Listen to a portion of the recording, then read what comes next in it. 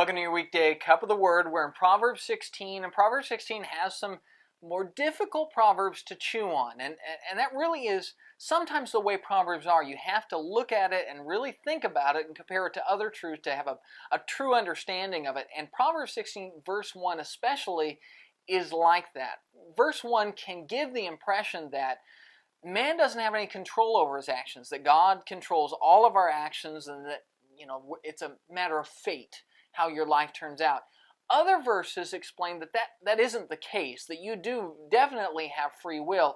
The point here of these verses and the ensuing verses in Proverbs 16 points out that it's not that you don't have any choice, but that so oftentimes we have thoughts and plans that we think life will turn out a certain way, and God has different plans, and if it comes down to your plan winning or God's plan, well, His plan is going to win every single time. So no matter what man's plans are, God has a whole lot more say-so in what goes on in your life than you do.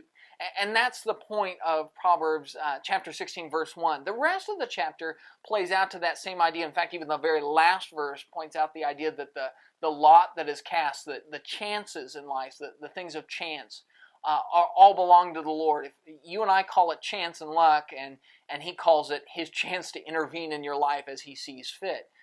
Other things in Proverbs 16 deal with how arrogance is so destructive, and it talks about the importance of being the kind of people who check our anger and think twice about it, and it's more powerful to be somebody who controls your anger than to be somebody who releases it, even though somebody who is very angry and expressing their anger seems big and bold. Truly the man of power is the one who can control that. Verse 32 really points out that idea.